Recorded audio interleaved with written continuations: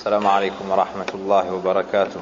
الحمد لله والصلاة والسلام على رسول الله وعلى آله وصحبه ومن والاه. أما بعد، ما هي شروط وجوب صيام رمضان؟ Quelles sont les conditions d'obligation du jeûne de Ramadan? Quelles sont les conditions d'obligation du jeûne du mois de Ramadan? عندما comment الإسلام العقل البلوغ القدرة عليه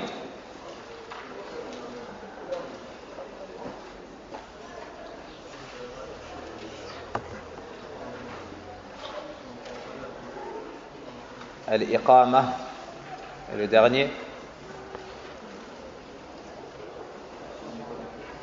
السلامة من الموانع السلامة من الموانع. Donc les conditions d'obligation du jeûne de Ramadan, c'est-à-dire les choses qui, lorsqu'elles sont réunies, le jeûne du mois de Ramadan devient obligatoire à la personne, sont au nombre de 6. La première, c'est l'islam, le fait d'être musulman.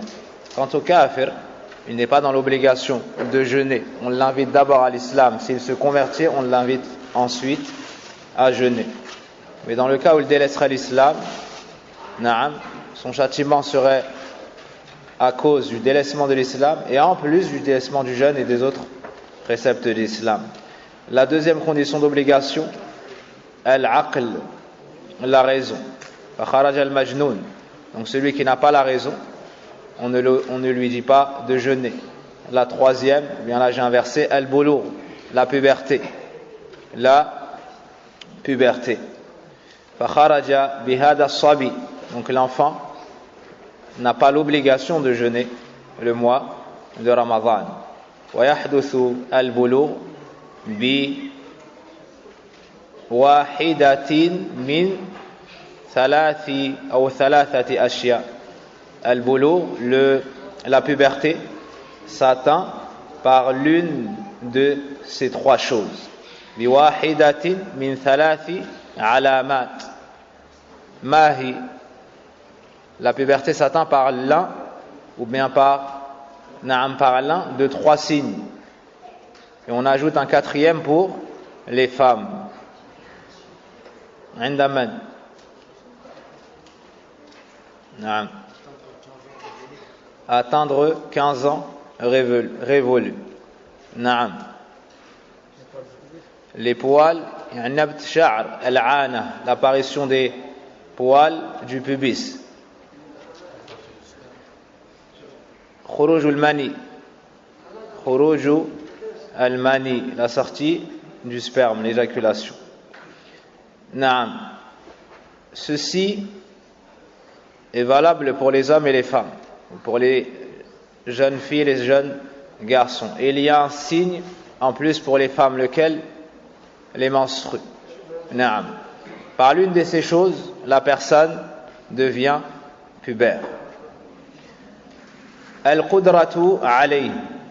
Fakharaja bihadha al-ajiz. Donc avoir la capacité. La quatrième condition d'obligation est le fait d'avoir la capacité de jeûner. Et l'incapacité est de deux sortes.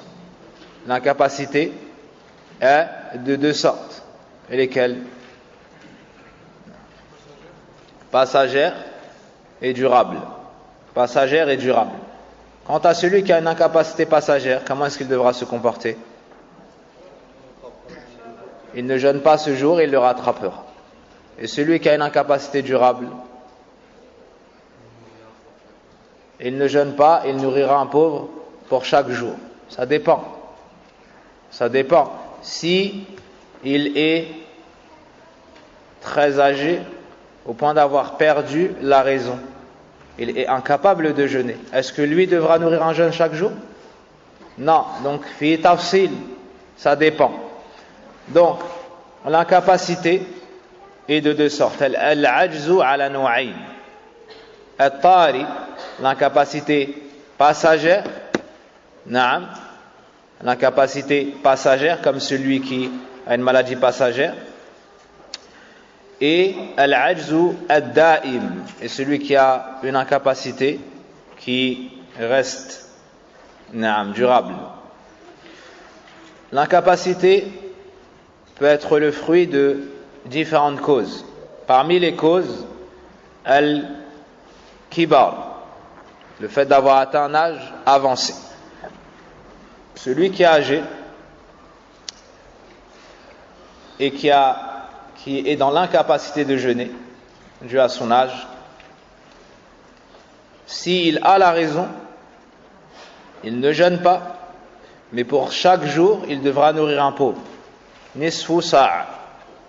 Quant à celui qui a perdu at-taklif, il a perdu le discernement, au point de ne plus distinguer entre les membres de sa famille et les autres, au point de ne plus distinguer son enfant d'un étranger, na'am, cette personne n'est plus mukallaf, elle n'est plus responsable. Alors, elle ne jeûne pas, mais en plus de cela, elle n'a pas à nourrir un pauvre pour chaque jour non jeûné, car elle n'est plus mukallaf, elle n'est plus responsable. Parmi les causes, il y a al-marad, il y a la maladie. Donc celui qui a une maladie passagère, il ne jeûnera pas ce jour, dans le cas où il rompt son jeûne, mais il devra le rattraper lorsqu'il le pourra. Il doit le rattraper dans l'année. Il doit le rattraper avant le Ramadan suivant. Naam. Et celui qui a une maladie de longue date, il nourrit, ou bien une maladie dont on n'espère pas en général la guérison, ce qu'ils appellent incurable, cette personne devra nourrir un pauvre pour chaque jour. Ensuite, parmi les causes, il y a, ou parmi les gens, il y a al-murdi' et al-hamil. Al-murdi' et al-hamil, c'est-à-dire celle qui allait et celle qui est enceinte. Al-murdi' et al-hamil, est-ce que ce sont des mots au masculin ou au féminin? Est-ce qu'il s'agit d'hommes ou de femmes?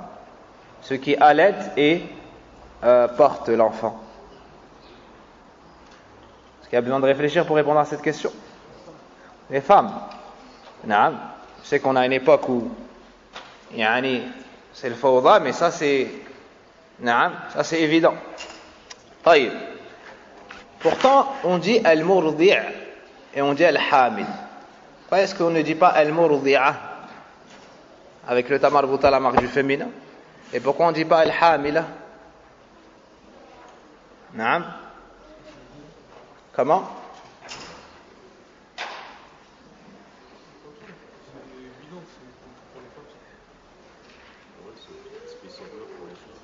Parce qu'il n'y a pas de masculin. Parce que ça, c'est une chose qui est propre à la femme. Donc il n'y a pas besoin de mettre ce signe-là. Non, parce que c'est une chose que seule la femme peut faire. واضح؟ طيب. La femme qui rompt son jeûne car elle craint pour sa personne. Donc elle est enceinte, elle rompt son jeûne car elle craint pour sa personne. Qu'est-ce qu'elle devra faire par la suite? Qu'est-ce qu'elle devra faire par la suite? Indaman. Ça, c'est des questions importantes. Ça touche tout le monde de près ou de loin. Naam. Elle devra rattraper, c'est tout. Naam. ونقل ابن قدامة رحمه الله تعالى في المغني الإجماع على ذلك أنها تقضي فقط. ونقل كذلك النووي رحمه الله تعالى الإجماع على ذلك في المجموع. نعم. Donc, celle qui allait et celle qui est enceinte, si elles craignent pour leur propre personne, elles auront le jeûne et n'auront qu'à le rattraper. Elles n'ont pas de compensation, elles n'ont pas à nourrir de pauvres. Ibn Qudama et l'imam al-Nawawi, rahimahumullah, ont cité qu'il y avait le consensus sur cela. Donc ils ne connaissaient pas de divergence à ce sujet-là. Amma idha khafata على الولد طيب على الولد فهنا اختلف العلماء. Par contre, si elle craint pour l'enfant, ce qui la pousse à rompre son jeûne n'est pas la peur pour sa personne, mais plutôt pour l'enfant, dans ce cas-là, il y a de nombreuses divergences entre les savants. Premièrement, si elle rompt le jeûne, est-ce qu'elle doit le rattraper ou pas? Ça, c'est le premier point. Naam. Jumhurul ulama ala annaha taqdi. La plupart des savants ont pour avis qu'elle devra rattraper ce jour. Donc la femme qui est enceinte ou la femme qui allait, elle a eu peur pour l'enfant, elle a donc rompu son jeûne. Est-ce qu'elle doit rattraper son jeûne ou pas? Les savants divergent. La plupart des savants disent oui, elle doit rattraper ce jour de jeûne. Oui, elle doit rattraper ce jour de jeûne. Donc, la divergence chez les savants est de deux points de vue pour cette question. La première, c'est est-ce qu'elle doit rattraper son jeûne ou pas? Donc, l'avis de la plupart des savants est que yajibu alayha al-qadha li'annaha marida. La plupart des savants disent elle doit rattraper ce jeûne car elle est malade. Et le malade, na'am, man kana minkum maridan aw ala safarin fa'iddatun min ayyamin ukhar. Celui qui parmi vous est malade ou en voyage devra rattraper un nombre de jours égal, c'est-à-dire man kana minkum maridan aw ala safarin fa aftara. Naam, ce qui est sous-entendu, c'est que la personne a rompu son jeûne. Alors fa'iddatun min ayyamin ukhar, elle devra rattraper un nombre de jours égal. Naam.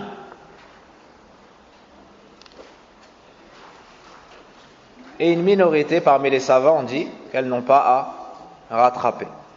Elles n'ont pas à rattraper. Le deuxième point relatif à cette question, hal alayhima al-fidya. Est-ce qu'elles doivent nourrir un pauvre? Est-ce qu'elles doivent s'acquitter d'une compensation? Donc la femme enceinte ou qui allait, qui a dû rompre son jeûne car elle a eu peur pour l'enfant, est-ce qu'elle doit s'acquitter d'une compensation ou non? Naam. اختلف كذلك العلماء في هذه المسألة. Dans cette question, les savants aussi divergent. Naam. Parmi les anciens, Mujahid rahimahullah ta'ala, Ahmad wa Shafi'i ont dit alayhima al-fidya. Naam. Ils ont dit qu'elle doit s'acquitter d'une compensation. Et ils ont aussi dit ma'al qada. Donc, en plus de nourrir un pauvre, elle doit rattraper ce jour. Ils ont dit en plus de nourrir un pauvre, elle devra rattraper ce jour. Et ils ont uni entre les différentes paroles des anciens et les preuves, en disant que nous avons des preuves qui montrent que la personne doit rattraper son jeûne si elle ne le fait pas. Et on a aussi des preuves qui montrent qu'elle doit nourrir un pauvre. Alors on assemble les deux dans ce cas-là. Dans ce cas-là, on assemble les deux. Certains parmi les savants ont dit, nous n'avons pas connu parmi les anciens des savants ayant uni entre al-qada wal-it'am, sauf Mujahid rahimahullah ta'ala.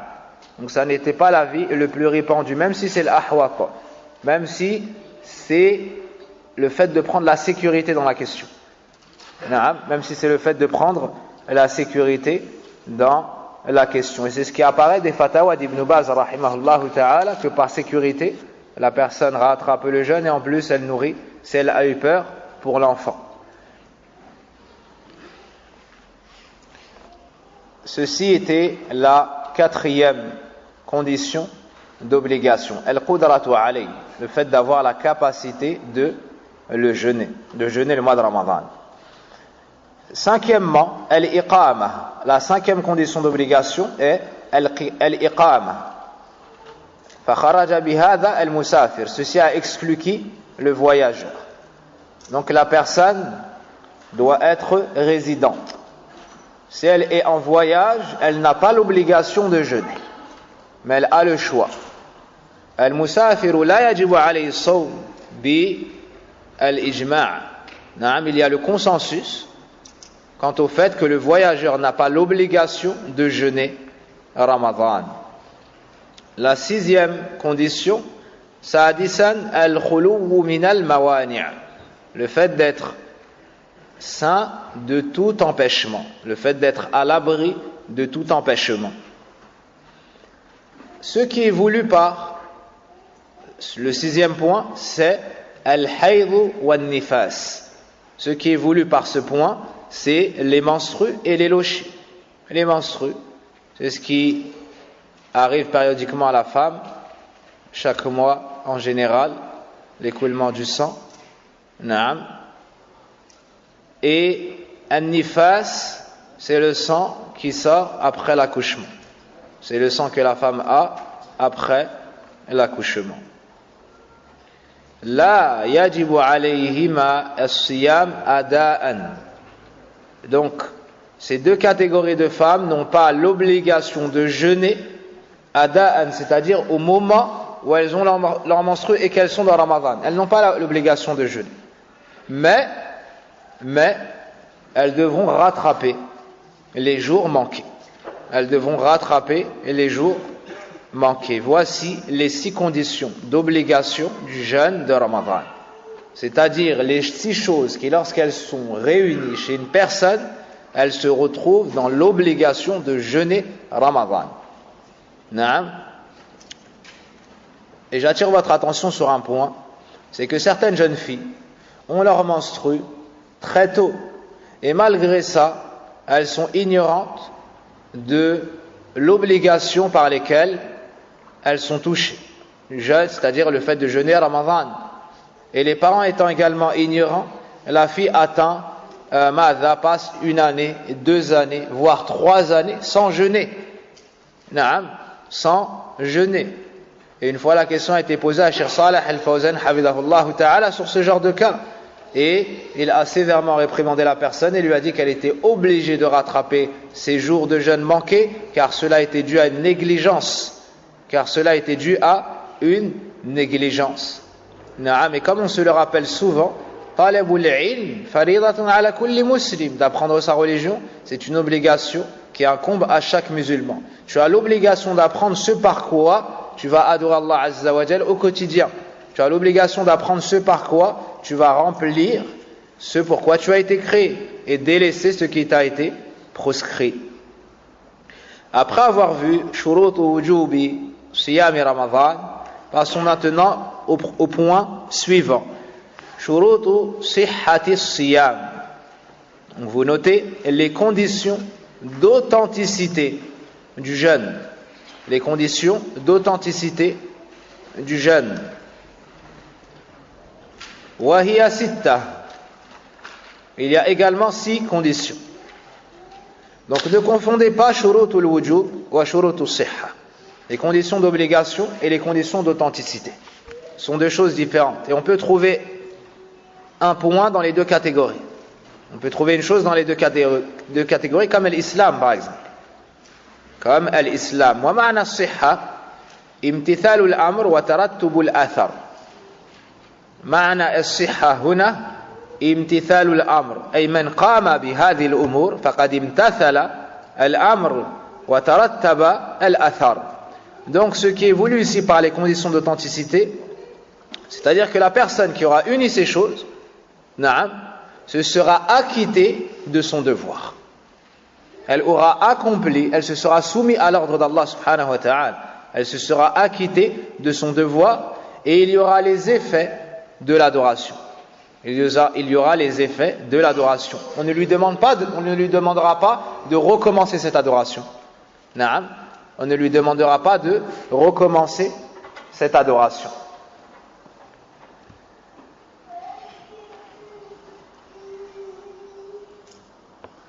La première condition,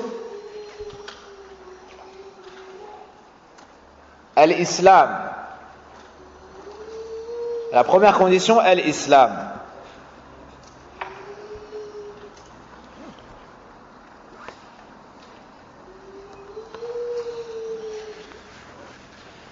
La deuxième condition, donc, pour mieux expliquer.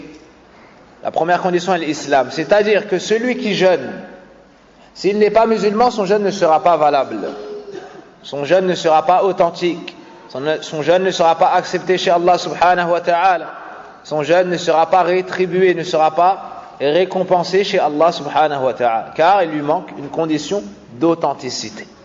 La première condition est donc l'islam.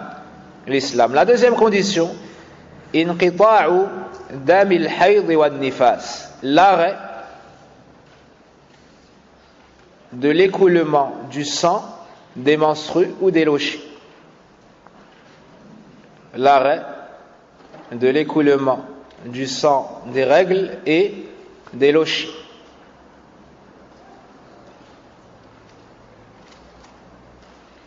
فخروج دم المرأة يعني دم الحيض أو النفاس يمنع الوجوب أداء ويمنع كذلك الصحة.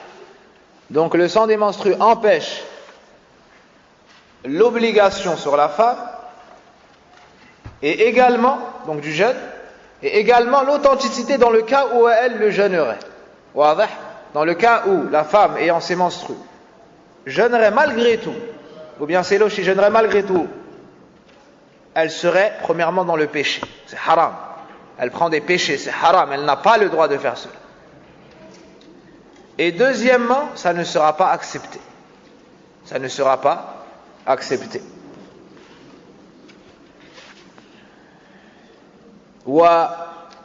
وانقطاع دم الحيض له علامتان.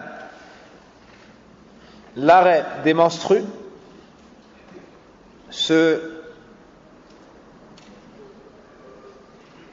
ماذا يعني a lieu par l'un de deux signes. L'arrêt des menstrues est marqué par l'un de deux signes. طيب انقطاع دم الحيض يعتبر شرعا بماذا بأمرين. Donc l'arrêt des menstrues يعني pas شرعا, mais l'arrêt des menstrues se manifeste, on va dire, par deux choses.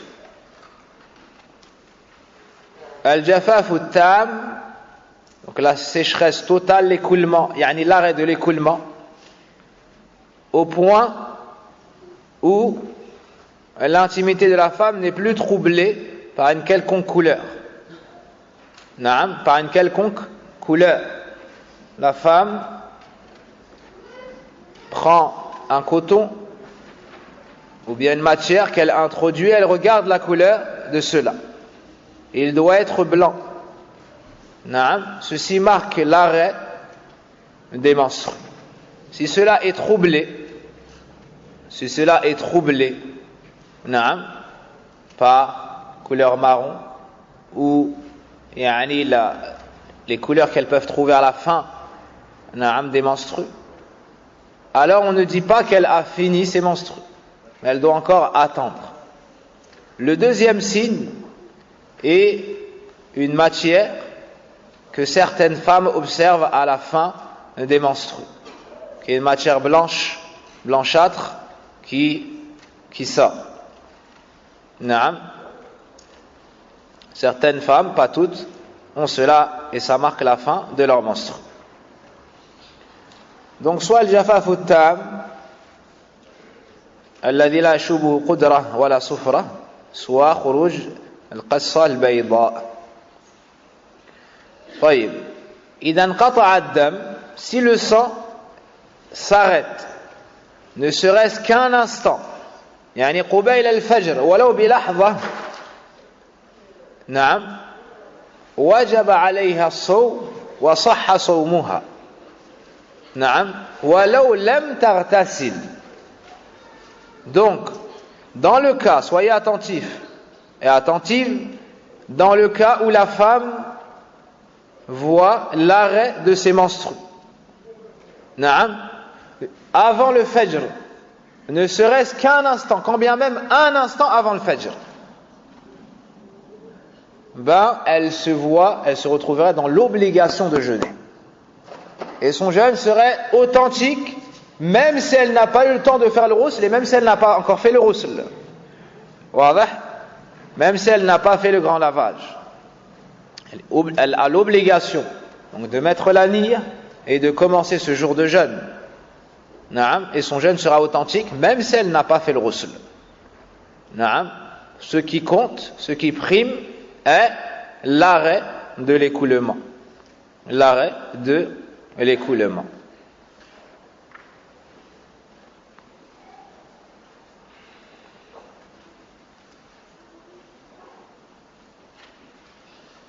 Donc retenez que le fait qu'elle ne se soit pas lavée n'affecte en rien son jeûne, ni l'obligation de jeûner. À l'image de l'homme qui se réveille en état de janaba et qui entame son jeûne avant d'avoir fait le lavage, ceci n'affecte pas son jeûne. Ceci n'affecte pas son jeûne. Donc le jeûne de la femme qui n'a pas encore fait le ghusl, si son sang s'arrête, يعني صومها صحيح على الراجح وهو قول الجمهور, c'est l'avis de la plupart des savants. La preuve de l'arrêt donc du sang des menstrues et des lochis comme condition d'authenticité est le hadith de Abi Sa'id radiyallahu anhu. À la fin, le prophète sallallahu alayhi wa sallam nous dit: Alaysa idha hadat lam tasum wa lam tusalli. Qulna bala. Rawahu al-Bukhari wa Muslim. Le prophète sallallahu alayhi wa sallam a dit: n'est-ce pas que lorsqu'elle est indisposée, n'est-ce pas que lorsqu'elle a ses menstrues, ni elle prie, ni elle jeûne? Elles ont répondu: certes. Donc la femme, lorsqu'elle a ses menstrues, elle délaisse la salat et elle délaisse le jeûne. Elle délaisse la salat et elle délaisse le jeûne. وللفائدة بعد ذكر الشاهد نقرأ الحديث كاملا. Et pour tirer encore plus profit du hadith, après avoir cité la partie qui nous intéressait pour le fiqh, pour notre mas'ala, prenons le hadith entièrement. في الصحيحين عن أبي سعيد الخدري رضي الله عنه قال: خرج رسول الله صلى الله عليه وسلم في أضحى أو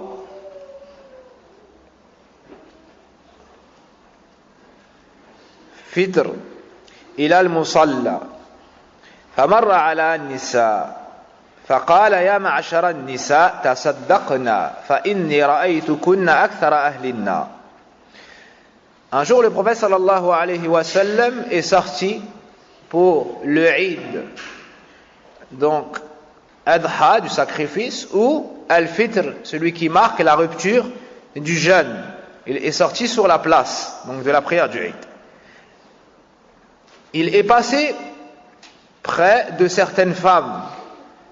Il a alors dit: ô vous les femmes, faites des aumônes, dépensez de vos biens pour la cause d'Allah, faites des aumônes, car je vous ai vu la plupart des habitantes de l'enfer. Qulna wa bima ya Rasulallah. Nous avons dit: pourquoi, au message d'Allah? Quelle est la cause, au message d'Allah? Qal tukthirna al-la'n wa takfurna al-ashir. Le prophète sallallahu alayhi wa sallam a dit: car vous maudissez beaucoup et vous êtes ingrate envers vos époux. Vous maudissez beaucoup et vous êtes ingrate envers le bien de vos maris. ما رأيت من ناقصات عقل ودين أذهب للب الرجل الحازم من إحداكن. Puis il a dit: je n'ai jamais vu d'être ayant un manque de raison et de religion pouvant autant faire disparaître la raison d'un homme déterminé que l'une d'entre vous. قلنا وما نقصان ديننا وعقلنا يا رسول الله. Nous avons dit, donc les femmes, et en quoi nous avons un manque de raison et de religion au messager d'Allah. قال أليس شهادة المرأة مثل نصف شهادة الرجل. قلنا بلى. قال فذلك من نقصان عقلها. أليس إذا حاضت لم تصلي ولم تصم. قلنا بلى قال فذلك من نقصان دينها.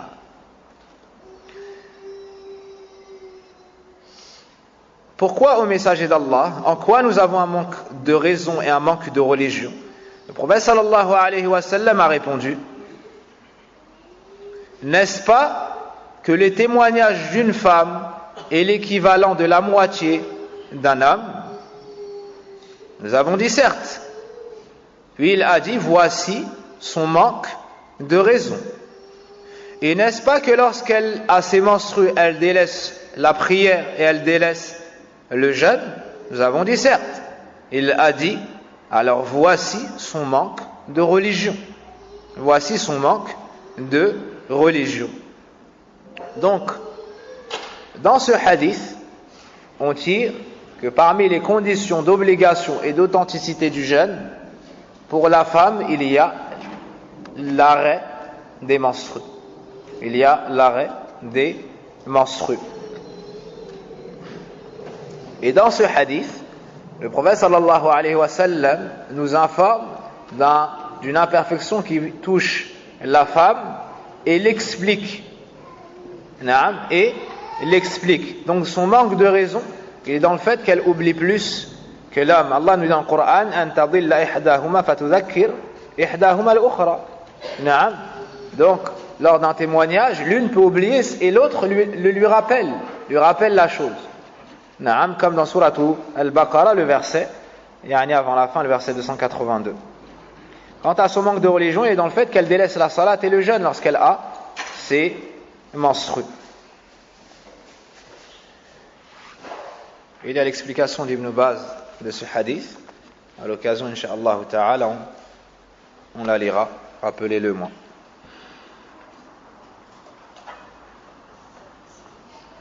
Une femme qui se nomme Mu'adha est venue questionner Aïcha sur cela.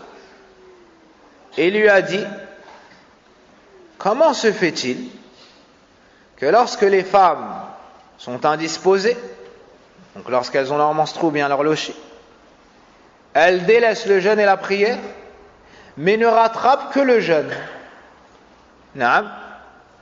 Comment se fait-il que lorsque la femme, إذا حاضت المرأة تركت أو تترك الصلاة والصيام فتقضي الصيام ولا تقضي الصلاة؟ فقالت لها أم المؤمنين عائشة رضي الله عنها: أحرورية أنت؟ أحرورية أنت؟ قالت: لا وإنما أسأل. قالت: هكذا أمرنا. La femme a dit à Aïcha, une femme a dit à Aïcha: comment se fait-il que lorsque les femmes ont leur menstru, elles délaissent la prière et le jeûne, par la suite elles rattrapent le jeûne mais ne rattrapent pas la prière? Alors Aïcha lui a dit: est-ce que tu fais partie de la secte des Harouriya? Harouriya, c'est le Khawarij. On les appelait Al-Harouriya car elles se sont réunies à cet endroit. La femme a dit: non, je ne faisais que poser la question. Elle a dit: non, je ne faisais que poser la question. Aïcha lui a répondu: au temps du prophète sallallahu alayhi wa sallam, on avait nos menstrues, on nous disait de rattraper le jeûne et on ne nous disait pas de rattraper la salat, c'est tout. Donc elle est venue questionner Aïcha sur cela. Ceux qui sont, et Aïcha l'a suspecté de faire partie de la secte del Khawarij, car ce sont eux qui étaient connus pour faire devancer la raison sur les textes et exagérer dans la religion. Donc elle l'a suspecté, elle lui a posé directement la question: est-ce que tu fais partie de la secte del Khawarij, de l'Harouriya? La femme a dit: non, mais je ne faisais que poser la question. Aïcha l'a orienté pour lui dire que c'est la soumission qui t'est demandée dans cette mas'ala, et non pas de chercher la illa, non pas de chercher pourquoi et le pourquoi du comment. Allah nous a ordonné cela, nous sommes soumis. Le prophète sallallahu alayhi wa sallam nous a transmis cela, on l'a suivi.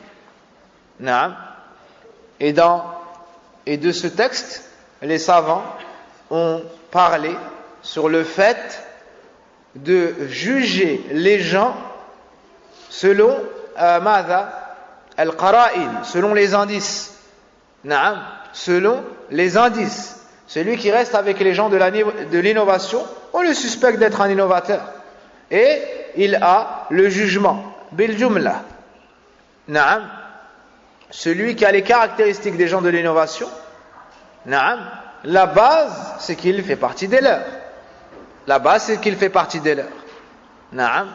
Donc Aïcha radiallahu anha, suite à cette question, elle l'a suspecté. Suite à cette question, elle l'a suspecté. فهذا منهج السابقين الأولين. Donc ceci est la voie des pieux prédécesseurs.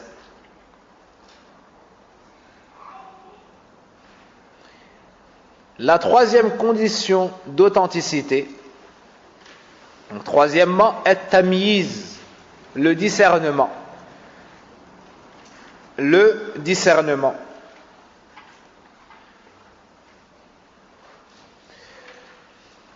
فالصبي غير المميز لا يصح صومه.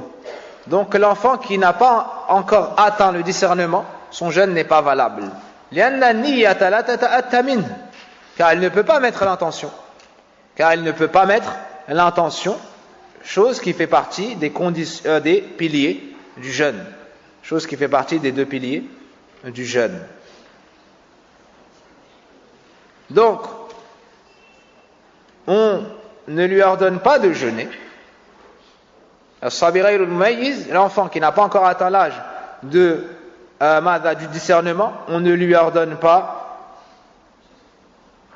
de jeûner. Mais ajoutez à cela que s'il jeûne, son jeûne n'est pas valable. L'enfant qui n'a pas atteint l'âge du discernement, de la distinction. Il ne distingue pas entre le bien et le mal, et ainsi de suite.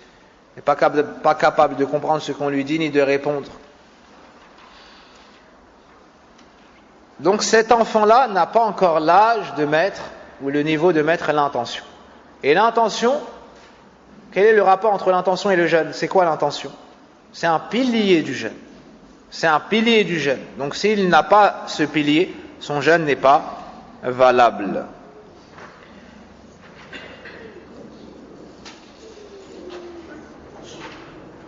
Il y a une exception.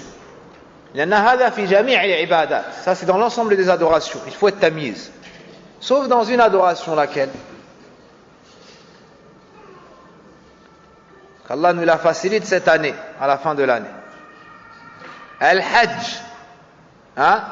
Al-Hajj. Ala al-Rajih. Sauf le pèlerinage. Sont l'avis prépondérant des avis des gens de science. Quelle est la preuve de cela? Une femme avait un enfant dans les bras. Elle lui a dit: Ya Rasulallah, ali hada hajj? Qala laha na'am, wa laki ajr. Une femme avait son enfant dans les bras. Elle a dit: au message d'Allah, est-ce que lui a le hajj? Est-ce qu'il peut faire le hajj? Est-ce qu'il a la récompense du hajj? Et ainsi de suite.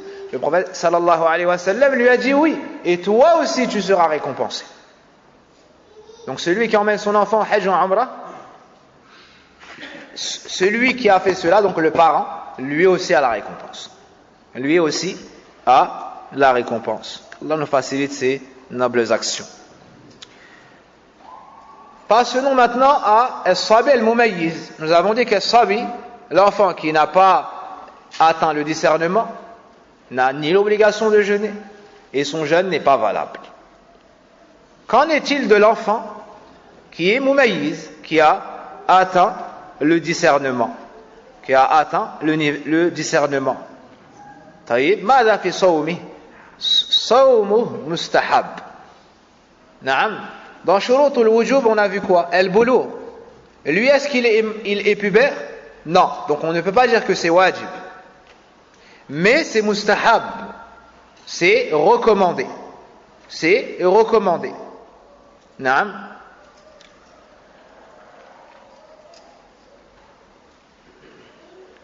وثبت أن السلف كانوا يصومون صبيانهم. نعم.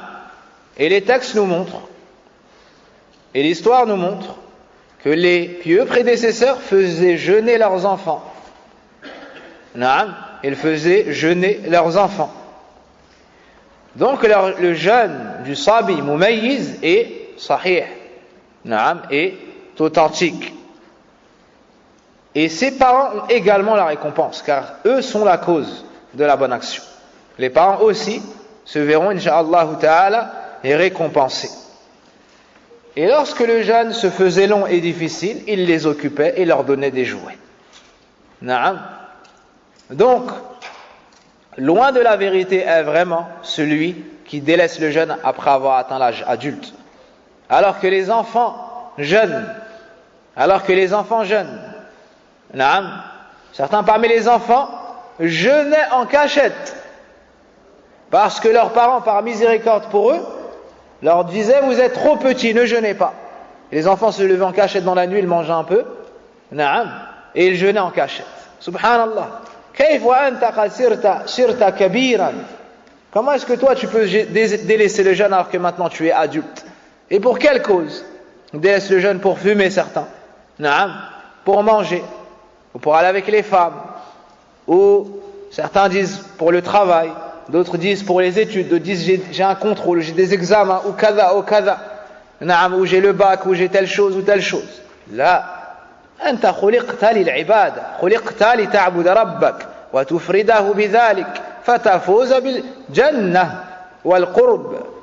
نعم من الرحمن سبحانه وتعالى.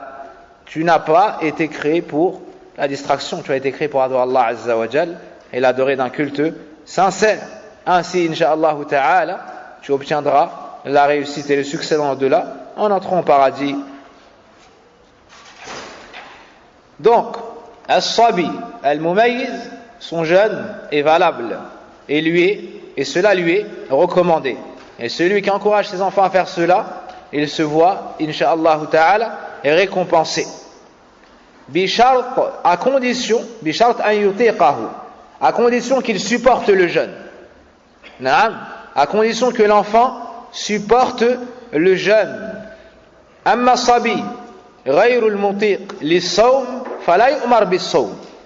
Quant à l'enfant qui ne supporterait pas le jeûne, on ne lui ordonne pas et on ne l'encourage pas à jeûner. On ne lui ordonne pas le jeûne. Qad yakun alilan, il se peut qu'il soit malade, il se peut qu'il soit trop faible. Et le but est de l'entraîner à l'ibada, premièrement. Deuxièmement, lui faire aimer l'ibada et de lui donner une bonne hygiène de vie. Fi'lan. D'accord? Si tu le fais jeûner alors qu'il n'en avait pas la capacité, alors que c'est trop difficile pour lui, c'est l'effet inverse qui se produira. Et de là, on comprend la sagesse dont on doit faire preuve dans l'éducation des enfants. Tu veux enseigner le Coran à tes enfants, tu veux enseigner le Sunnah à tes enfants, tu veux enseigner le Khayr à tes enfants, tu veux enseigner le Hijab à tes enfants, wa hakadha. Na'am. Habib ilayhim hadhihi al-umur. Fais-leur aimer ces choses-là. Na'am, fais-leur aimer ces choses-là. Si tu veux une fille, na'am, qui a de la hishma, si tu veux une fille qui portera le hijab, si tu veux une fille kada wa kada, il lui faut une mère ainsi. Il lui faut une mère qui soit ainsi. Amma que tu prends une femme, et tu prends une mère pour ses enfants, na'am, qui est égarée, puis tu espères avoir des enfants pieux. La fille suit sa mère. La fille copie sa mère. Le père copie le père, wa hakada. Donc le fait d'avoir des enfants pieux, ça commence pas à leur naissance. Ça commence au moment où tu cherches une épouse. Na'am. Si ce n'est avant, avec ad-du'a. Donc, si l'enfant se nuit si on nuit à l'enfant en lui disant de jeûner, à un point où c'est difficile pour lui, d'une difficulté hors du commun, à ce moment-là, cela ne relève pas de la sagesse ni du bien. Cela ne relève pas de la sagesse ni du bien. Dans ce cas-là, il ne faut pas lui dire de jeûner. S'il supporte, on lui fait aimer l'adoration, on l'encourage à jeûner. Naam, quitte à lui donner des récompenses pour cela. D'accord? On l'encourage afin de l'entraîner et de lui faire aimer al-ibada. Al-ibada. Ça c'est muhim jiddan dans la da'wa. Ça c'est très important dans la da'wa. Celui qui se marie, s'il veut que la femme se soumette à Allah subhanahu wa ta'ala, ça ne sera pas en la faisant se soumettre à lui. Mais en lui mettant l'amour d'Allah Azza wa Jal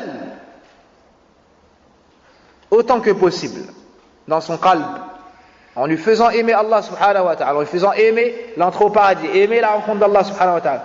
Par la suite, elle sera plus déterminée dans le fait de satisfaire son mari que toi tu ne pourrais lui ordonner. Car à ce moment-là, elle agit, elle a ses deux pieds sur fit dunya, mais son qalb il est déjà dans l'au-delà. Son fikr il est dans l'au-delà. Ses pensées elles sont dans l'au-delà. Ses pensées elles sont pour la rencontre d'Allah Azza wa Jal, pour le fait de voir le prophète sallallahu alayhi wa sallam, le pardon des péchés, l'entrée au paradis.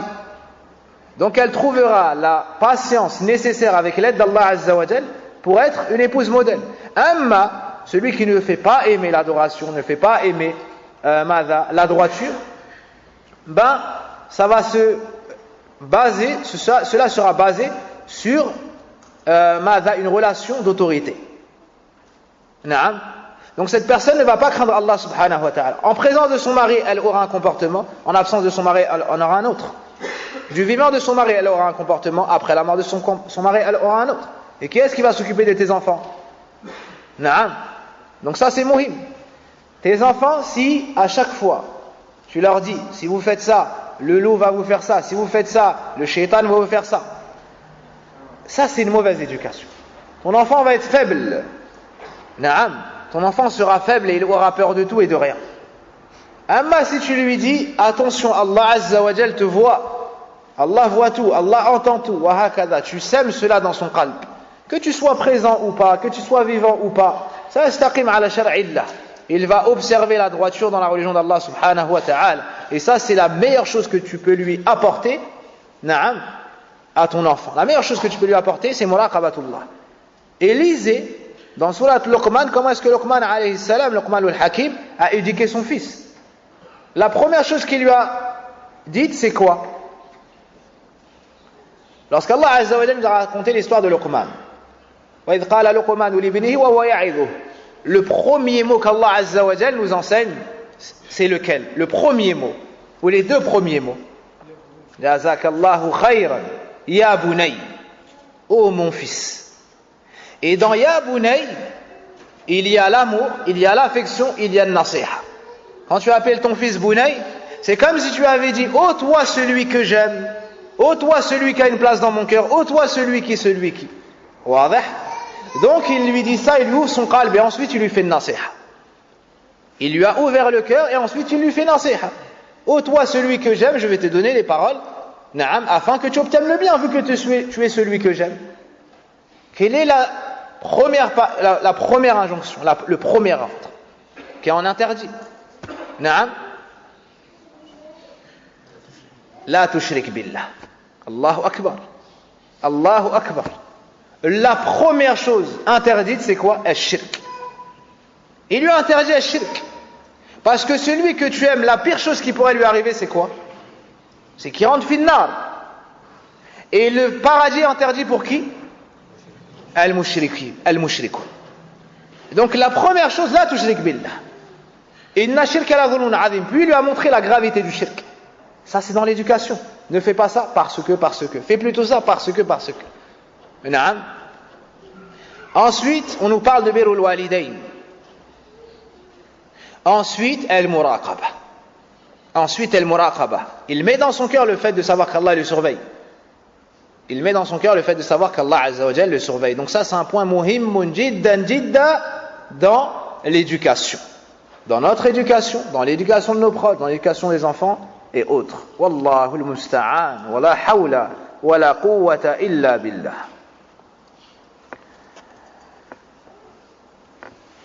Donc on conditionne qu'il puisse supporter le jeûne et que cela ne lui nuise pas de manière inhabituelle. يعني خارج عن المعتاد.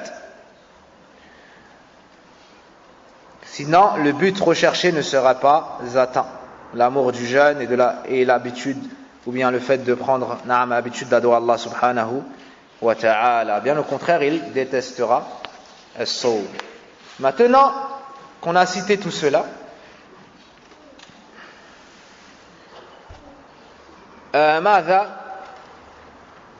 qui est as-sabi al-mumayyiz? À partir de quand as-sabi, l'enfant, on dit de lui qu'il a atteint le discernement.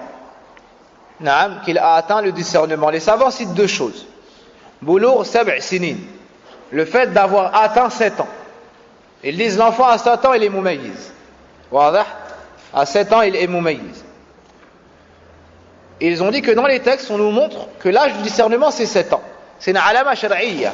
Ils ont tiré cela de quel hadith?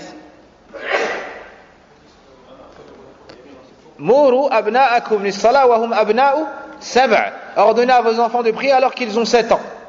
Donc ils ont dit que l'âge shar'an du tamyiz c'est 7 ans. Et c'est ce qu'on entend de la plupart de nos savants. D'autres ont dit ça n'est pas un âge fixe. Ça n'est pas un âge fixe. Mais c'est un comportement, c'est une compréhension. D'accord? Des enfants sont mumayyiz plutôt que d'autres. Certains à 6 ans ont l'intellect de certains autres enfants qui ont eux atteint l'âge de 8 ans, par exemple.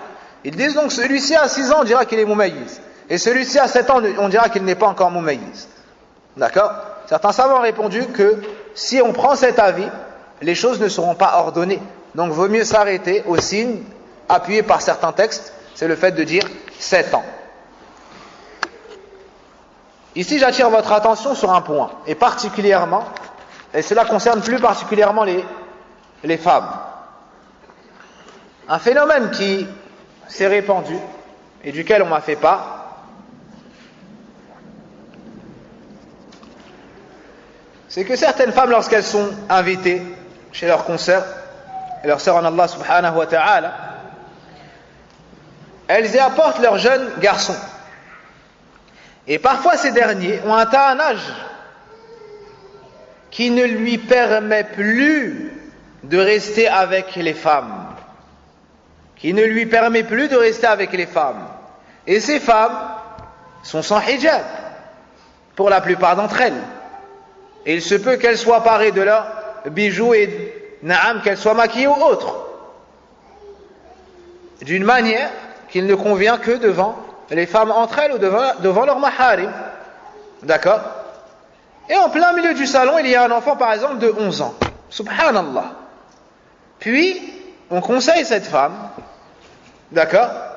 Puis cette femme est conseillée, elle dit oui, mais il n'est pas encore pubère. Hada min al-jahl. Hada min al-jahl. Cette réponse est le fruit de l'ignorance. Cette réponse est le fruit de l'ignorance. Qui est-ce qui a dit que l'enfant a le droit de rentrer chez les femmes tant qu'il n'est pas pubère? Donc si l'enfant a 14 ans et qu'il n'a pas encore trouvé les autres signes, il peut rentrer encore chez les femmes. Qui est-ce qui accepte cela dans sa famille? Qui est-ce qui accepte cela dans sa famille? Illa man dha'afat ghayratuhu wa naqasat istiqamatuhu. Si ce n'est quelqu'un dont la jalousie a diminué et la droiture et de la religiosité s'est estompée. L'enfant à un certain âge, donc le garçon n'entre pas chez les femmes. Il ne reste pas dans les assises de femmes. En plus du côté religieux, en plus des textes, il y a des nuisances dans cela. Il se peut que l'enfant grandisse efféminé. Il se peut qu'il ait des manières de femme. Pourquoi? Parce qu'il a grandi comme une des femmes. Il se peut qu'il soit faible. Il se peut qu'il soit maniéré. Qu'il fasse des gestes équivoques avec ses mains. Ou qu'il parle d'une manière raqiqa. Na'am. Qui ne convient pas un homme, ni un adolescent. Naam. Ton garçon a pour vocation de devenir un homme. Pourquoi est-ce que tu le laisses au milieu des femmes tout le temps? Il sort avec sa mère, il reste avec les femmes. Naam. Il n'y a pas de mal à ce qu'il apprenne à faire à manger, à tenir le foyer. Il n'y a pas de mal à tout cela. Amma qu'il prenne les caractéristiques des femmes dans le comportement, qui pour elles sont des choses de perfection, mais chez le jeune garçon seraient des imperfections. Naam. Et certains exemples, je les garde pour moi au risque de blesser certaines personnes concernées par cela. Naam. Mais al-labibu bil-isharati yafhamu, celui qui est intelligent comprendra. Donc, retenez cela et transmettez-le. Retenez cela et transmettez-le. Inch'Allah ta'ala, avec l'aide d'Allah subhanahu wa ta'ala, plus de certains frères, certains frères prêcheurs, j'ai réuni certaines paroles de savants sur le sujet. Sur le sujet. Et parmi les meilleures paroles qu'on m'a données, il y a la parole de Cheikh Farkos Hafidahullahu Ta'ala qui détaille bien ce point-là. D'accord? Donc c'est une remarque en attendant l'occasion de développer ce sujet-là.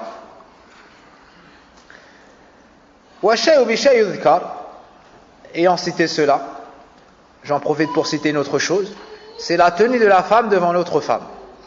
La tenue de la femme devant une autre femme. Une femme n'a pas le droit de s'habiller comme elle pourrait s'habiller devant son mari, devant les sœurs.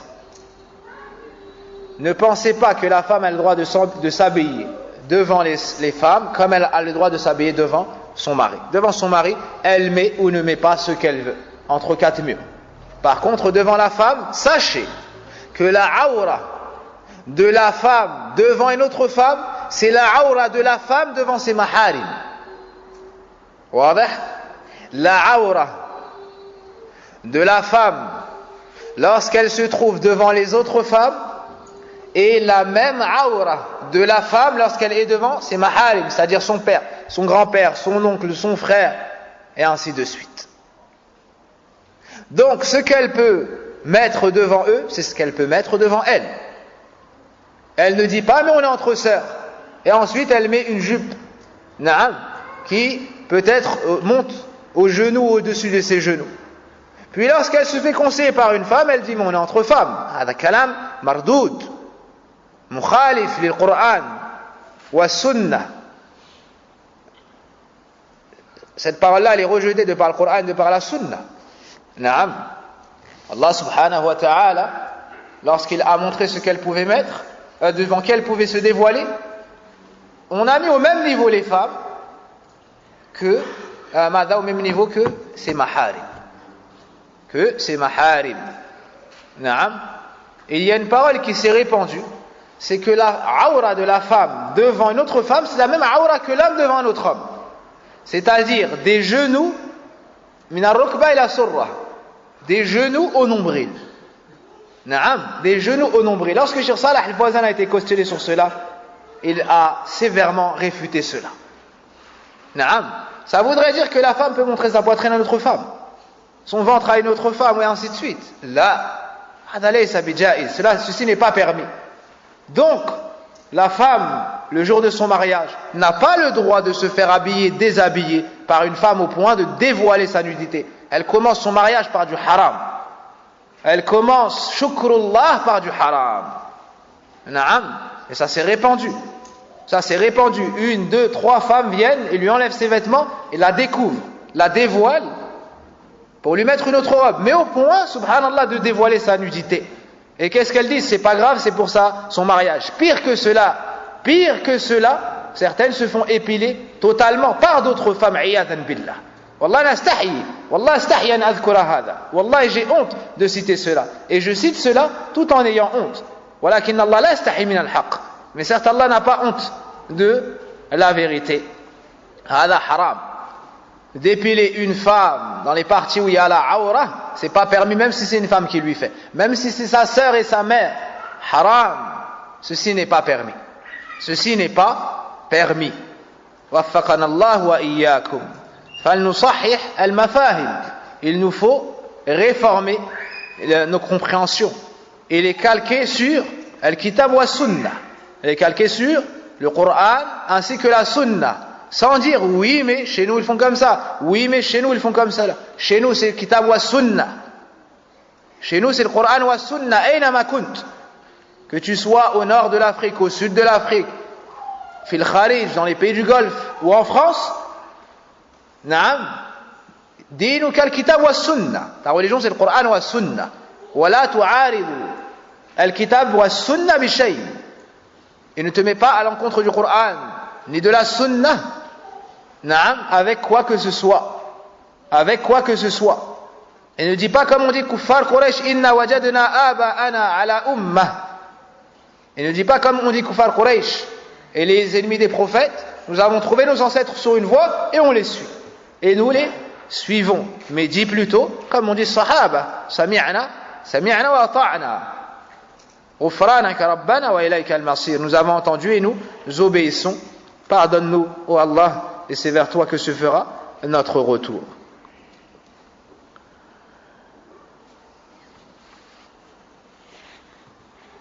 Qu'est-ce qui nous remémore les ماذا où il manque طيب العقل, la raison. Donc la première condition de densité est l'islam. La deuxième, inqita' dam al-hayd wa an-nifas, l'arrêt des menstrues et des lochis. Troisièmement, at-tamyiz, le discernement. Troisièmement, le discernement. Quatrièmement, al-aql,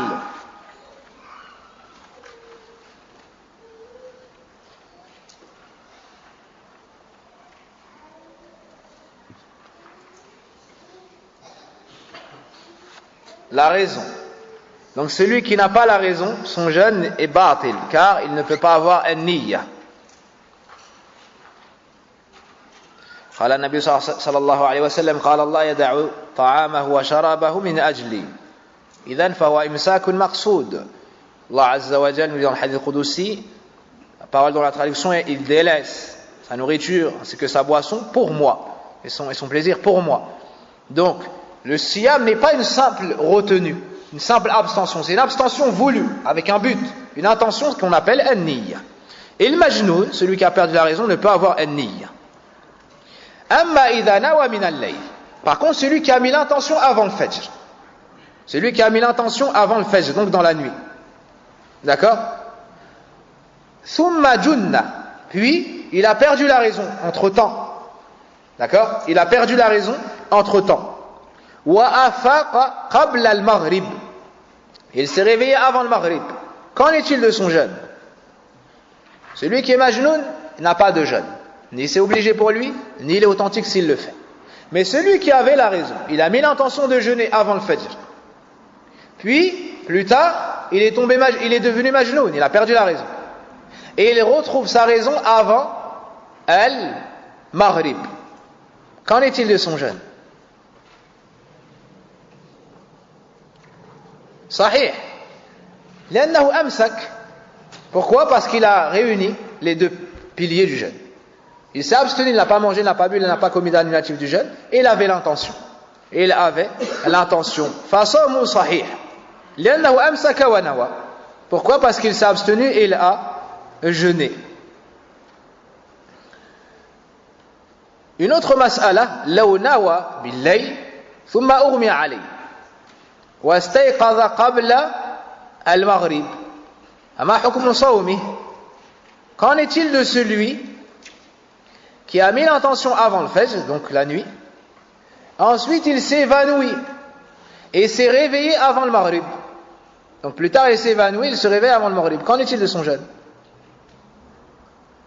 Endaman, vous avez compris la question ou bien je répète? Ou bien me suis-je fait bien comprendre? Endaman, sahih, c'est la même mas'ala, c'est la même chose, pour les mêmes raisons. Naam, il est authentique. Amma idha lam yufiq aw lam yastayqidh illa ba'da al-maghrib, illa ba'da al-maghrib. Kama hukm sawmi. Et dans le cas où il ne se réveille qu'après le maghrib. Qu'en est-il de son jeûne? Qu'en est-il de son jeûne? عندما ليس بصحيح, il n'est pas authentique. لماذا؟ لأنه أمسك لكن هو إمساك غير معتبر. Pourquoi? Parce qu'il s'est abstenu, mais il n'a pas délimité son action, d'accord? Donc ça n'est pas considéré. Ça n'est pas considéré. Il n'y a plus de distinction dans son action. Une autre mas'ala en rapport avec cela. Il a perdu la raison. Est-ce qu'il doit rattraper son jeûne ou pas? Al-Majnoun, nous avons dit que son jeûne n'est pas authentique, il n'a pas l'obligation de jeûne. Mais plus tard, il retrouve la raison. Allah Azza wa Jalla le guérit. Est-ce qu'il doit rattraper les jours qu'il n'a pas jeûné, c'est-à-dire les moments où il était majnoun ou pas? هل يجب عليه القضاء عند من؟ عند من؟ Non, لا يجب عليه القضاء. لماذا؟ Il n'était pas concerné par l'obligation. لا أداء ولا قضاء.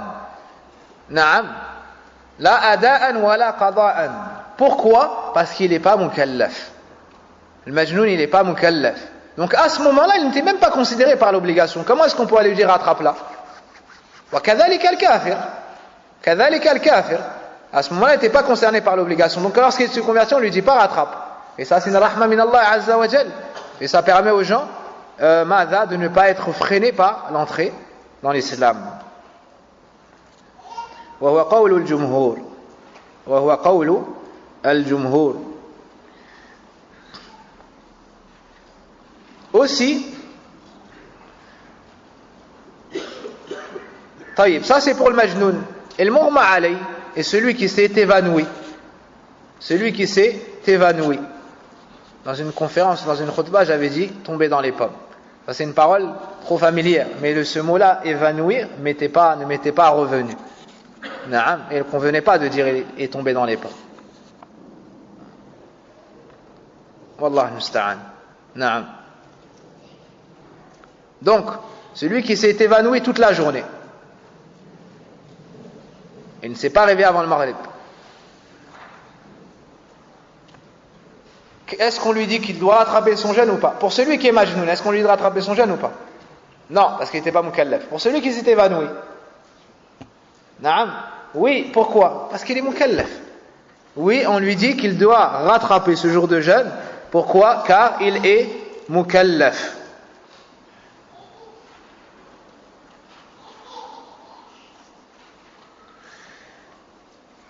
Dans cette mas'ala, les gens ont dit, ou bien les savants ont dit, ou bien kathiru min ahli al-ilm qalu huwa shabih an-na'im, parce qu'il a la ressemblance avec celui qui dort. Donc on regarde, celui qui s'est évanoui, il ressemble plus à qui? Est-ce qu'il ressemble plus au majnoun ou plus à celui qui dort? Celui qui dit il ressemble plus au majnoun, il va dire il n'a pas rattrapé. Celui qui dit il ressemble plus au na'im, il dit il doit rattraper. Il doit rattraper.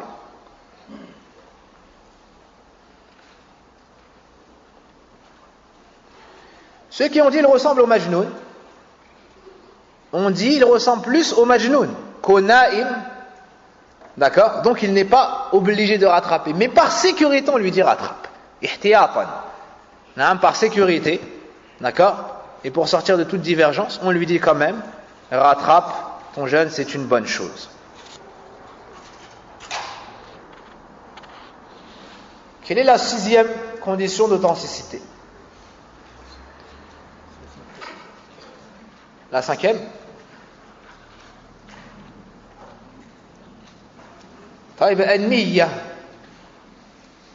النية من الليل, le fait d'avoir mis l'intention durant la nuit.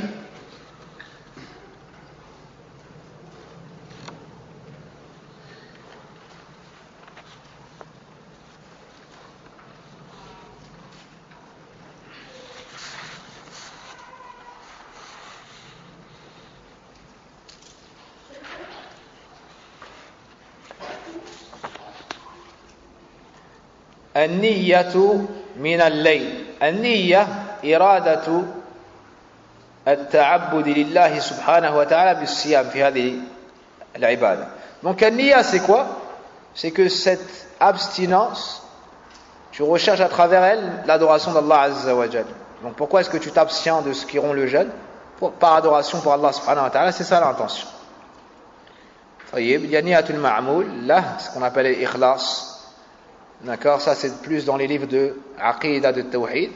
Et il y a ce qu'on appelle niyatul tamyiz, ça c'est dans les livres de fiqh, l'intention par laquelle tu vas distinguer entre différentes adorations. Comme le dhuhr et l'asr. Qu'est-ce qui fait la différence entre les deux? C'est l'intention. Comme un jeûne nadr et un jeûne du jeudi par exemple, et d'autres adorations qui peuvent se ressembler. Donc la niya par laquelle tu distingues l'adoration et tu vises l'adoration, ça c'est plus dans les livres de fiqh que c'est développé.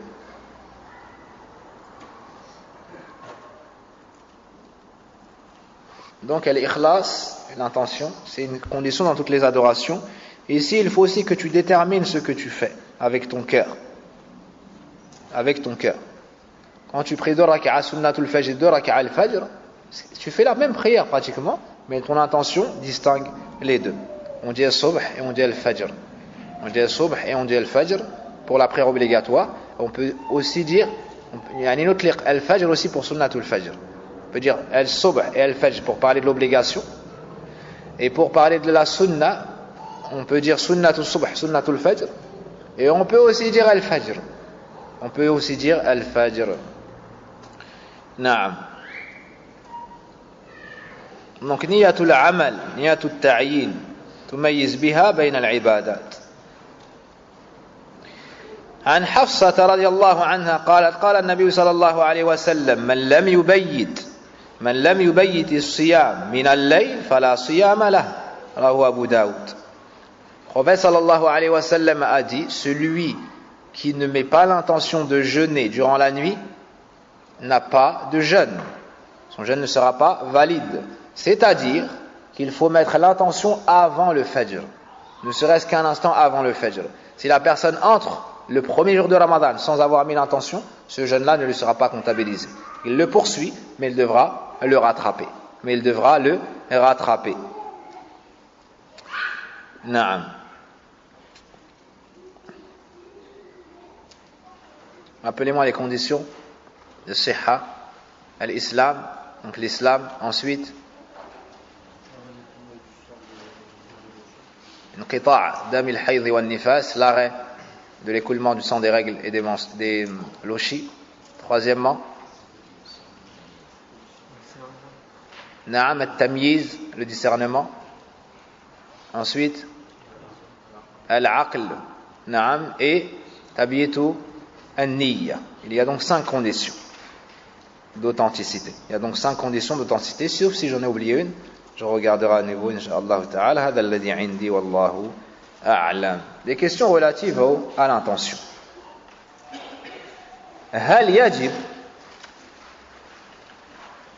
أن ننوي كل ليلة أم تكفي نية واحدة في بداية الشهر? Une question, vous notez, avons-nous l'obligation de mettre une intention pour chaque jour de jeûne, ou bien une intention au début du mois suffit?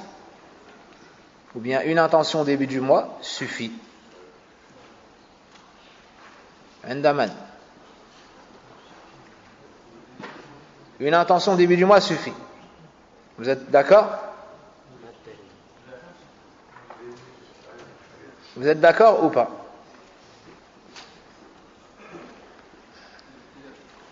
Non? Allez. Je vous donne un cas. Un homme a jeûné. Arrivé au 10e jour, il tombe malade. Et il ne jeûne pas. 1 jour, 2 jours, 3 jours. Puis, 4 jours après, il reprend le jeûne. Et il ne met pas l'intention. Son jeûne est valable? Il l'avait mis au début, oui. Son jeûne est valable ou pas? Tu crois, oui? Donc, Tu m'as dit une intention, là ça fait deux. Si tu me dis il met une intention, ça fait deux. Donc tu reviens sur ta parole? Comment? Donc ça veut dire que s'il ne met pas d'intention à ce moment-là, son jeûne est valable.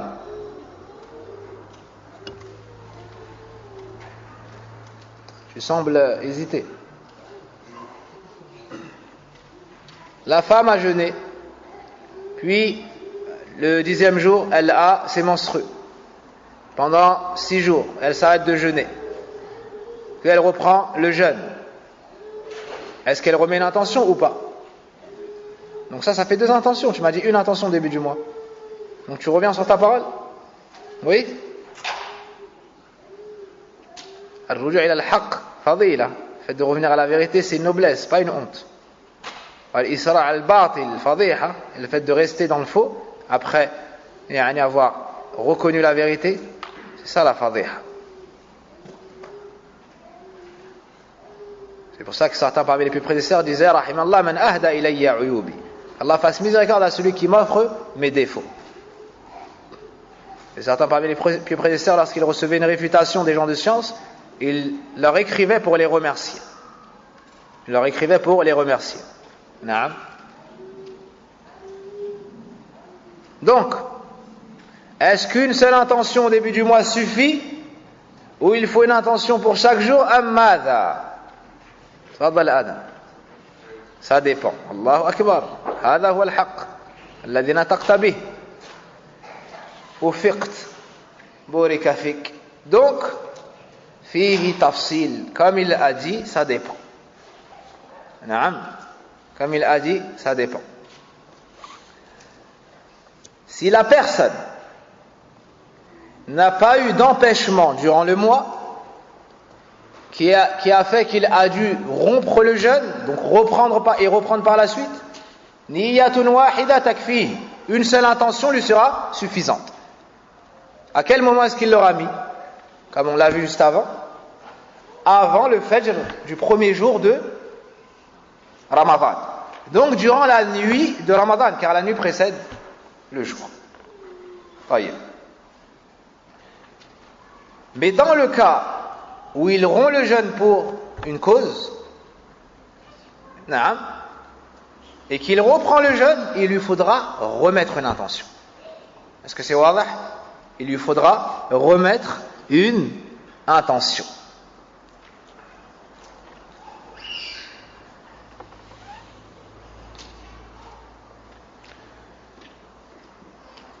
هذا هو الراجح من أقوال أهل العلم كما قال المحققون.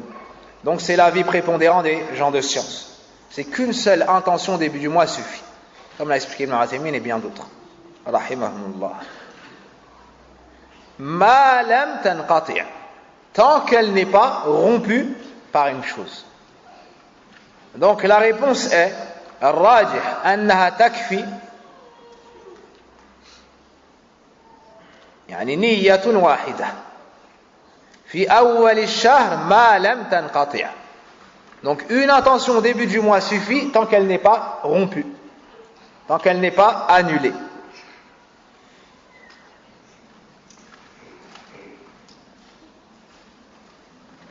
Parce que يعني نيته مستصحبة له, parce que son intention l'accompagne au fil des jours et des nuits. لكن إذا قطعت أو قطعت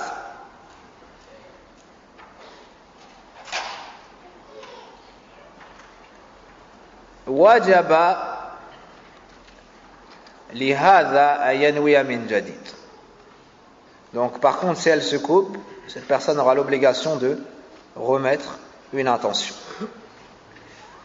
Par exemple, un homme jeune, donc il a mis l'intention la nuit, lorsqu'il a su que nous avons vu la nouvelle lune, ou bien après avoir atteint 30 jours de Sha'ban, il a mis l'intention. Il se dit dans son cœur, demain on commence le jeûne. C'est ça l'intention, pas plus. Ça ne se prononce pas. Il jeûne le lendemain, il jeûne 10 jours, 20 jours, puis il tombe malade, le 21e jour, il rompt le jeûne. Il ne jeûne pas le 21e jour, il devra le rattraper. Le 22e, pareil, le 23e, puis Allah Azza wa Jal le guérit. Il veut commencer le jeûne le lendemain. Il doit mettre l'intention avant le fajr. Il doit mettre l'intention avant le fajr, remettre une intention. Et pareillement, cette intention le suit tant qu'elle n'est pas coupée. S'il retombe malade, ou s'il a un empêchement, ou si la femme a ses menstrues ou autre, et que la personne coupe son intention, elle devra la remettre. Dans le cas contraire, cela l'accompagne jusqu'à la fin de Ramadan. Jusqu'à la fin de Ramadan. Ça, c'est pour as-sawm al-wajib. Ça, c'est pour le jeûne obligatoire. Amma fi siyam an-nafl. Quant au jeûne surrogatoire. Qu'est-ce qui nous éclaircit sur ce point-là? Tafaddal. Et il faut mettre, la question c'est à quel moment on doit mettre l'intention. Dès qu'on a l'intention de jeûner. Pas forcément avant le fajr. Naam, pas forcément avant le fajr. Donc la personne pour un jeûne obligatoire doit mettre l'intention avant le fajr. Par contre pour un jeûne surrogatoire, elle peut mettre l'intention quand? Est-ce qu'elle peut mettre l'intention quand elle le veut? Oui? Est-ce qu'elle peut mettre l'intention quand elle le veut? Est-ce que celui qui jeûne un jeûne surrogatoire peut mettre l'intention quand il le veut et son jeûne sera valable? Par exemple, moi là maintenant, il est quelle heure? 19h40. Est-ce que je peux mettre l'intention de jeûner et mon jeûne sera valable? Non, madame. Ça dépend. Allahumma barik. Ça dépend, encore une fois, ça dépend. Ça dépend, vous aidera beaucoup, bi'idhnillahi azza wa jal, dans les questions. Fi tafsil. Moi, je ne peux pas jeûner, j'ai bu la moitié de mon verre. Au minimum, tu sais que j'ai bu cela, je ne peux pas jeûner. Donc ça dépend. Ça dépend de quoi? S'il a mangé ou bien fait un acte annulatif du jeûne avant. Jazakallahu khayran. Je n'ai pas ajouté à ta science. Mais je connais exactement que ce que tu connais. Donc, la personne pourra entamer un jeûne même, donc mettre l'intention même après le fajr, à condition qu'elle n'ait pas commis un acte qui annule le jeûne. D'accord? À condition qu'elle n'ait pas commis un acte qui annule le jeûne. C'est lui qui, par exemple, après le fajr, ou le lever du soleil, a mangé. Bien, son épouse lui a posé à manger. Et,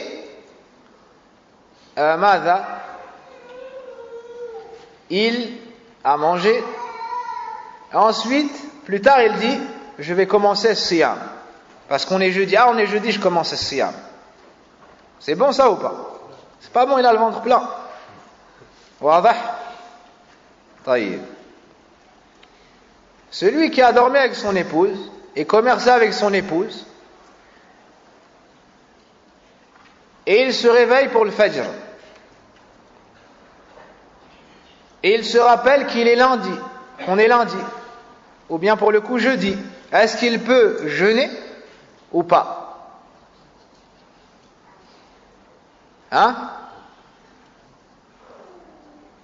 Est-ce qu'il peut jeûner ou pas? Indaman.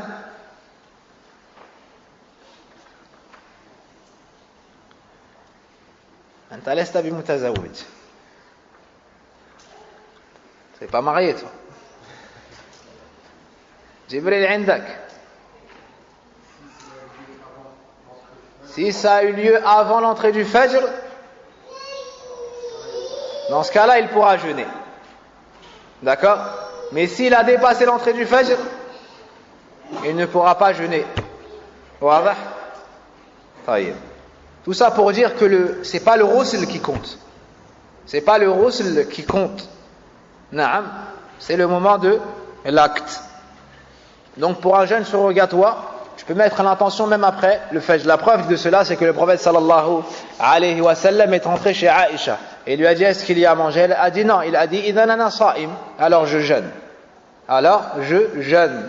Les savants on comprend de ce hadith qu'il a mis à ce moment-là l'intention, alors qu'on était déjà dans le jour.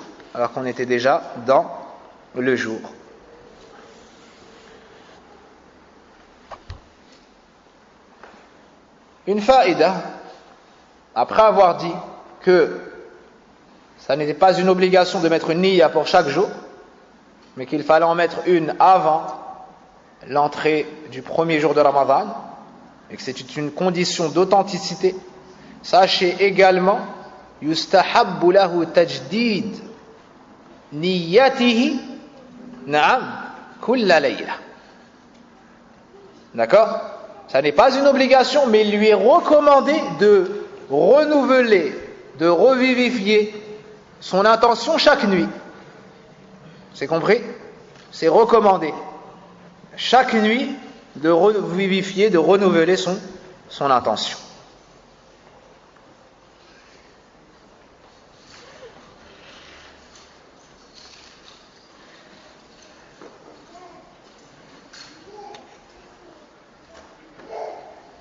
Qu'en est-il de la récompense? On est toujours dans les masels concernant l'intention. Qu'en est-il de la récompense de celui qui aura commencé son jeûne, qui aura mis l'intention après le fajr?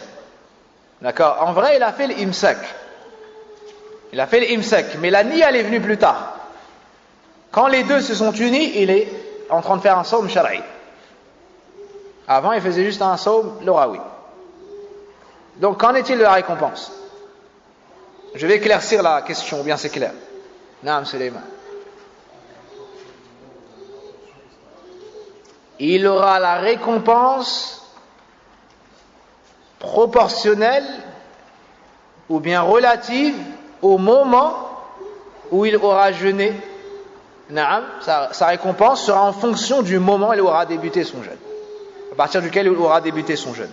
Donc, celui qui fait un jeûne surrogatoire, mais qui a commencé, d'accord, qui a mis l'intention avant le fajr, donc il est entré en état de jeûne, celui-ci aura plus de récompense, bil jumla, que celui qui aura commencé son jeûne plus tard. Que celui qui aura commencé son jeûne plus tard.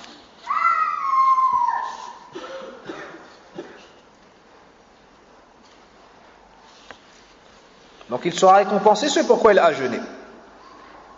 لأن ما قبل نيته ليس بصيام في الشرع. Car avant l'intention, ça n'était pas un jeûne religieusement parlant.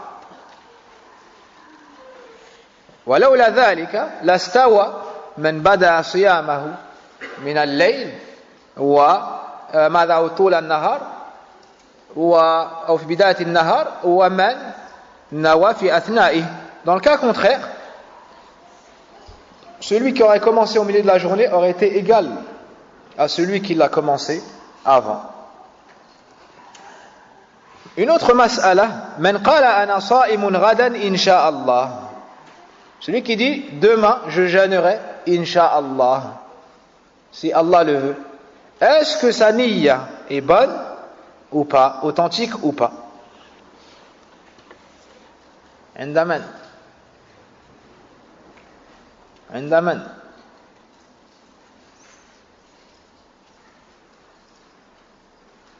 Nous ne sommes pas dans la bataille de l'Ahzab, dans laquelle le prophète sallallahu alayhi wa sallam a dit qu'est-ce qui va se lever et m'apporter des informations? Naam, c'est-à-dire se rendre chez l'ennemi. C'est un jour périlleux, très dangereux, où il y a eu un vent glacial. Naam. Naam, son jeûne est sahih? Vous êtes d'accord? Adam, donne-leur la réponse. Allahu alam. Indak. Ça dépend.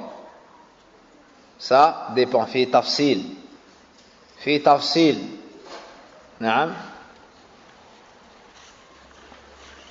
Rappelez-moi à la fin du dars, quand on coupera l'enregistrement, de vous rappeler l'histoire d'un père qui était savant et d'un fils qui était ignorant. Quand le père a voyagé, il a mis son fils à sa place. Puis il a dit mais je connais rien. Il a dit t'inquiète pas. Dès que quelqu'un vient te demander, tu dis fi tafsil. Ça dépend.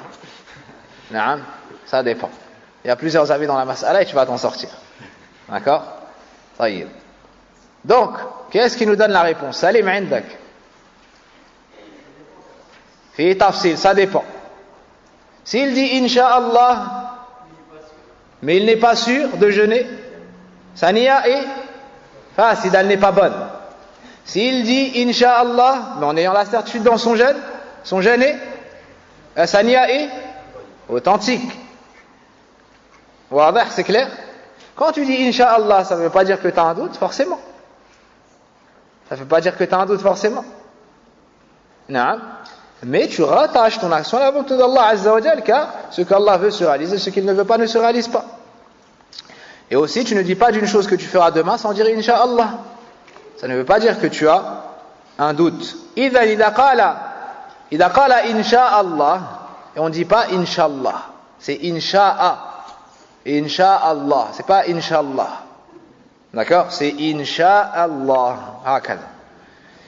Idha qala Inch'Allah min ghayri taraddudin fi niyya fala yadur. Naam, s'il dit Inch'Allah sans avoir de doute dans son intention, alors ça ne nuit pas à son intention. D'accord? Il peut le dire tabarrukan, à la recherche de la bénédiction d'Allah Azza wa Jal. Ou bien il peut dire Inch'Allah ay sa'asum ghadan Inch'Allah sawman kamilan.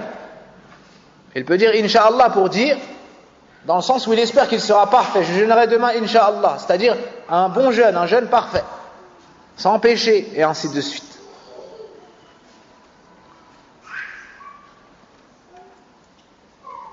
Donc il a rattaché son jeûne à la volonté d'Allah subhanahu wa ta'ala, cela n'affecte pas son intention. Amma idha qala Inch'Allah bima'ana mumkin asum wa mumkin la asum, dans le sens où peut-être que je vais jeûner, peut-être que je ne vais pas jeûner. Son jeûne, lui, n'est pas valable, son intention n'est pas valable car il a un doute. Hada lam yanwi li'anna min shart an-niyya al-jazm, car on conditionne dans l'intention al-jazm, la détermination. C'est le contraire du doute. Une autre mas'ala qu'on a déjà vue, Taïb, la'alla, on s'arrête là car je voulais finir les masail, les questions relatives à l'intention, mais il y en a encore. D'accord? Il y en a encore, donc on s'arrête.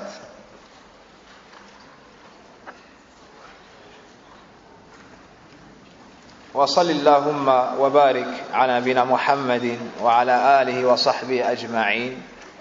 اللهم علمنا ما جهلنا وانفعنا بما تعلمنا وزدنا علما وتوفيقا. اللهم إنا نسألك الهدى والتقى والعفاف والغنى.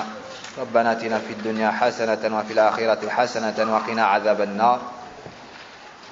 اللهم اغفر لنا اللهم اغفر لنا اللهم اغفر لنا اللهم اغفر لنا ذنوبنا وكفر عنا سيئاتنا وتوفنا مع الأبرار. اللهم اغفر لي اللهم اغفر لأمي اللهم اغفر لأمي اللهم اغفر لأمي واسعدها في قبرها وأسعدها يوم القيامة وادخلها في الفردوس الأعلى من الجنة كما ربيتني صغيرا. اللهم اغفر لنا ولوالدينا وللمؤمنين والمؤمنات الأحياء منهم والأموات. سبحانك اللهم وبحمدك أشهد أن لا إله إلا أنت أستغفرك وأتوب إليك. Et demain, Inch'Allah Ta'ala, on poursuivra l'étude des règles relatives aux jeunes, Inch'Allah Ta'ala.